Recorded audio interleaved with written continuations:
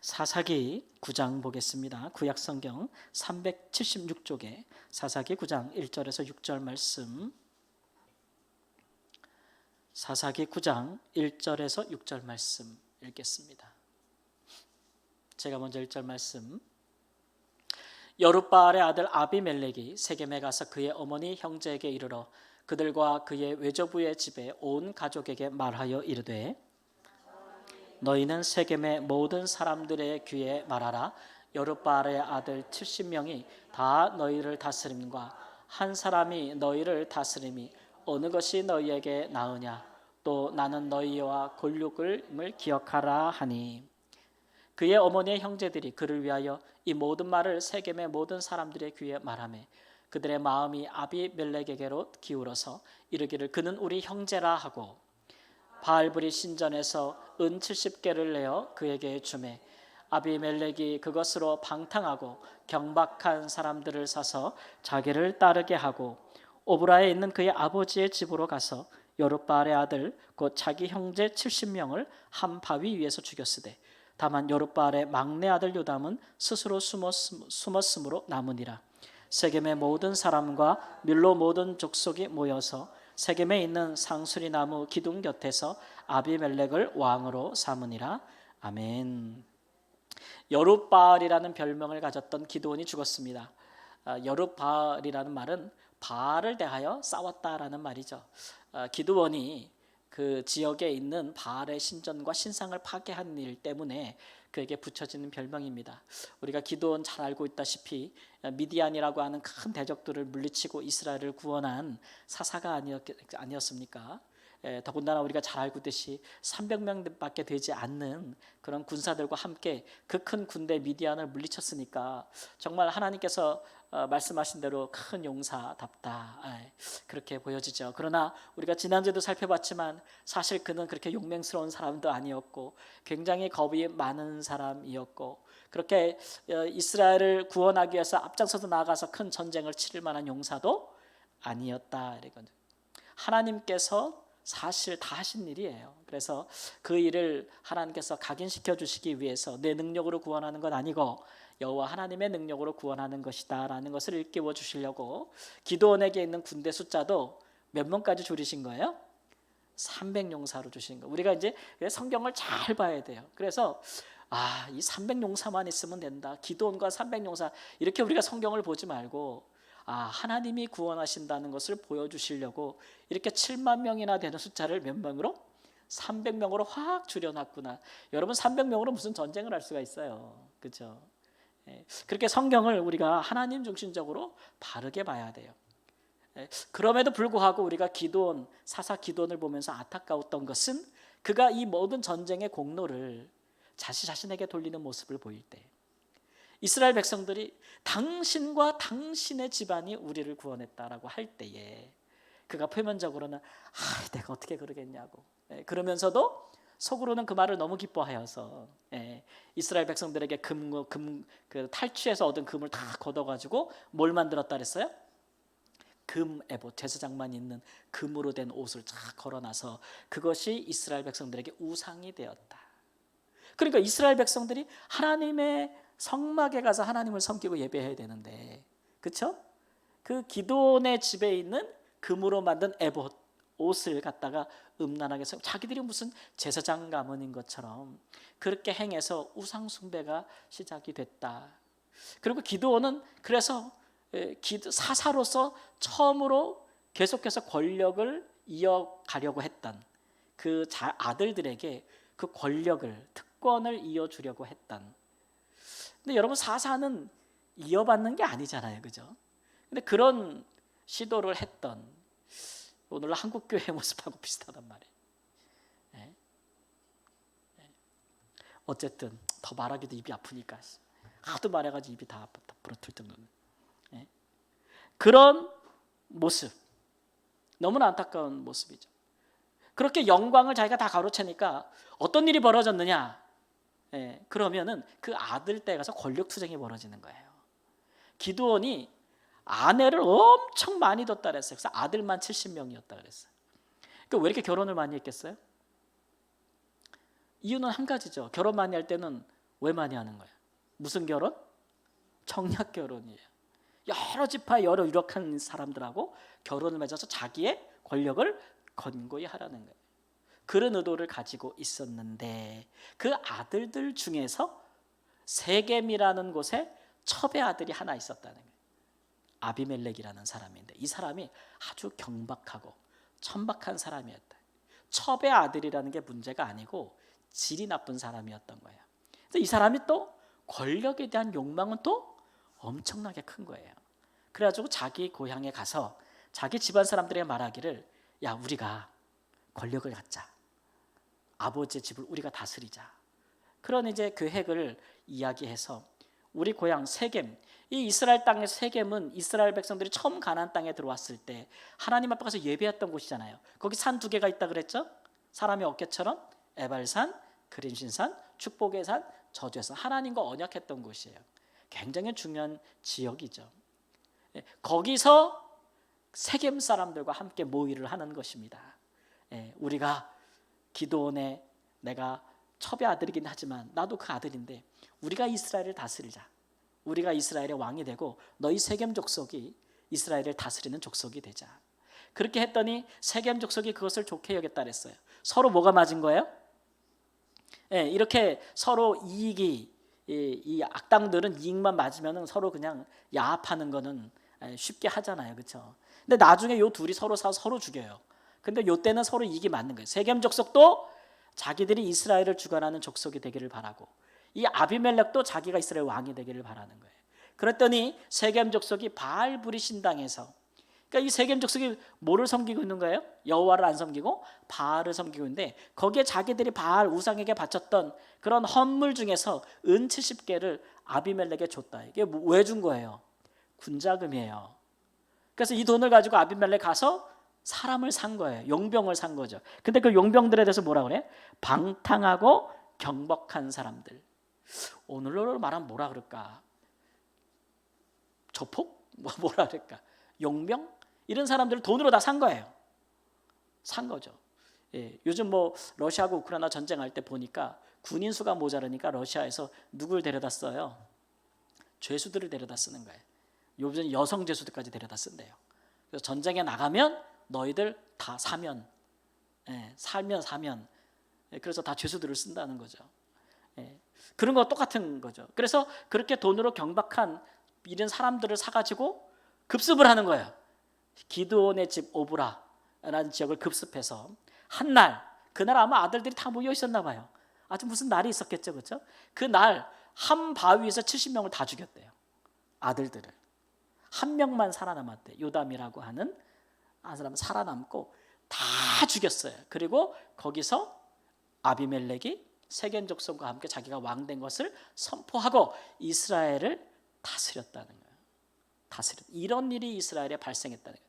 그 스스로 자기가 왕이요, 자기가 사사임을 천명한 거예요. 자, 이거 누가 세운 거예요? 스스로 왕이 된 거죠. 이스라엘 백성이 기도했어요? 하나님이 임명했어요? 아니에요. 자기 스스로 왕이 됐는데 또 이 왕의 그 자질이 아주 천박하고 경박한 사람인 거예요. 그러면 이때 이제 이스라엘 백성들이 어떻게 될지는, 이스라엘 나라의 운명이 어떻게 될지는 불보듯 뻔한 거 아니에요? 아주 자명한 거예요. 이때부터 이스라엘은 이제 내란으로 들어가요. 서로가 서로를 죽이는 일, 그런 일들로 들어가거든요. 특별히 마지막에는 이 세겜 족속이 아비멜렉과 틀어져 가지고 서로가 서로를 죽이는 일까지. 그래서 아비멜렉이 세겜 사람들을 죽이고, 또 아비멜렉은 세겜을 치려다가 망대 위에서 어떤 여인이 던진 돌에 머리 맞아서 죽고, 공멸하는 것이죠. 그래서 이스라엘의 국가의 구군이 이렇게 급격하게 기울어지는 모습을 볼 수가 있어요. 여러분, 한 나라 안에서 서로 싸우면 외적에 대해서 방어할 능력이 없어지는 거 아닙니까? 이 권력 투쟁, 내란, 이런 것들이 일어나거든요.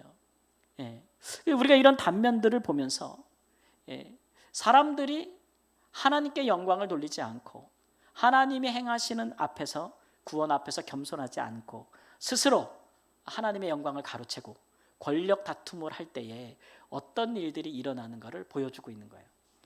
아주 좋지 못한 사람이 다스리게 되는 거예요. 다스리게 되는 거. 여러분, 이런 일들은 종종 우리 가운데 많이 일어나는 일이에요. 한 국가나 사회나 가정에서도 마찬가지. 정말 하나님을 경외할 줄 모르고 죄를 미워할 줄 모르면서도 아주 천박한 사람들이, 무례하고 악한 사람들이 권력을 탐할 때에 공동체가 그것을 제어할 수 있는 힘이 없으면, 거룩함이 없으면 서로 어떻게 되는 거죠? 같이 맞물려 들어가는 거예요. 교회도 이런 일이 많아요. 제가 오늘 배달된 기독신문을 봤는데 우리 교대는 어떤 한 교회 목사가 법적 구성이 됐대요. 법적 구성. 왜냐? 교회에서 리더 훈련을 시킨 거예요. 근데 이 목사가 어떻게 시켰냐면 리더 훈련을 시키면서 성도들한테 인분 먹기, 공동묘지에 가서 얼차려 받고 매 맞기, 뭐 이런 거를 시킨 거예요. 훈련시킨다고. 근데 또 그걸 또 하네? 성도들이? 그래가지고 1급 장애가 생겼어요. 매를 잘못 맞아가지고. 그래가지고 교단의 노회에 고소를 했어요. 근데 그 노회가 이거를 잘 처리를 안 해준 거예요. 그래가지고 이 목사가 징계를 안 받은 거예요. 그랬더니 세상 법정에 호소했죠. 그래서 징역 2년 법적 구속됐어요. 얼마나 창피한 일이에요. 그것을 재판했던 노회가 너무 창피해가지고 신문에다가 대작 이렇게 한 면에 실었어요. 우리 노회가 사죄합니다. 이 문제를 제대로 처리하지 못하고 재판하지 못한 것을 참회합니다.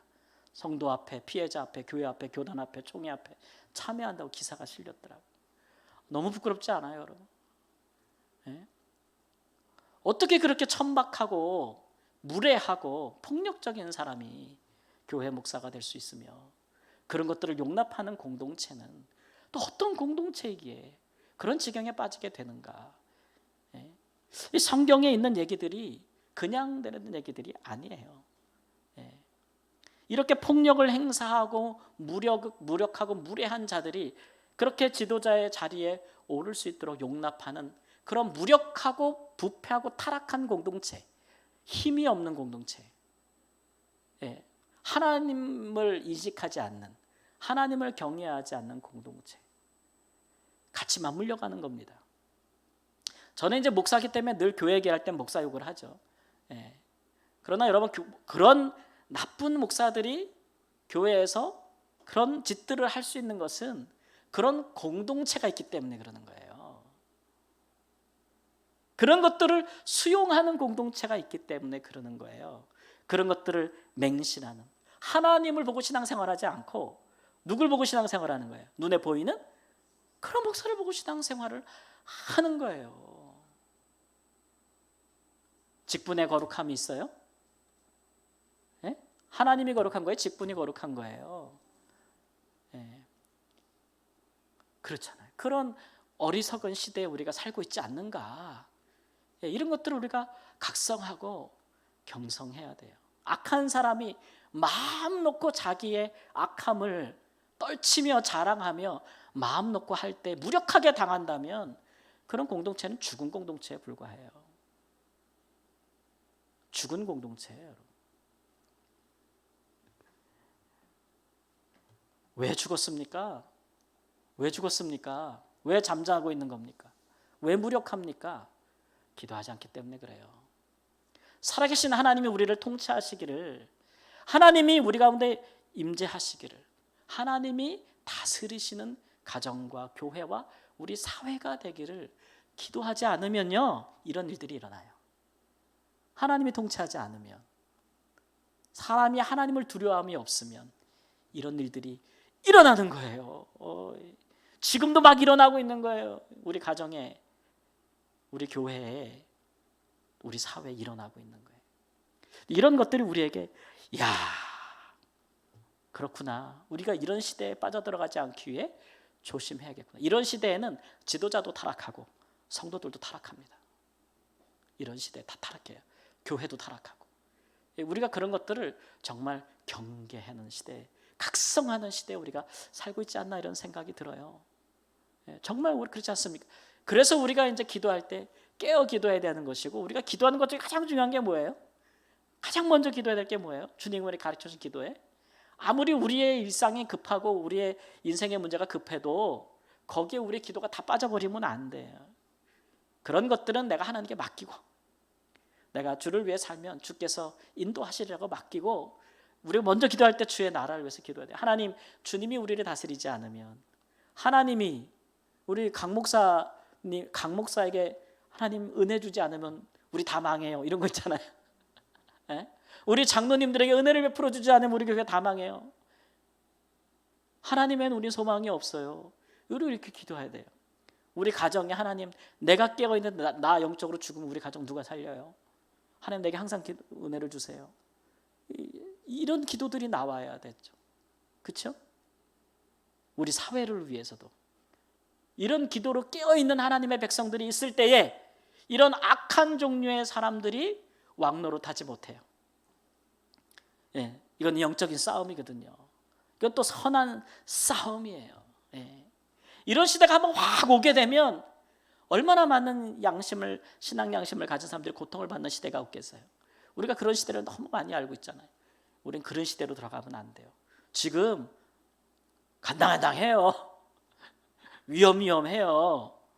네, 위험해요. 우리 시대가 어디로 흘러가는지, 우리의 교회가, 우리의 신앙이 어디로 흘러가는지, 그리스도인들의 마음속에 진정으로 하나님 나라 천국에 대한 사모함이 있는지, 그분의 하나님의 영광과 통치에 대한 간절한 사모함이 있는지, 그거 다 없어. 다 팔아먹고 그냥 어떻게든지 간에 그냥 물질적으로 부유한 삶을 사기를 바라는 것만으로 살고 있지 않은지, 예, 그런 것들을 잘 우리가 지금 깨어있는 하나님의 사람들이 필요한 시대에 우리가 살고 있다.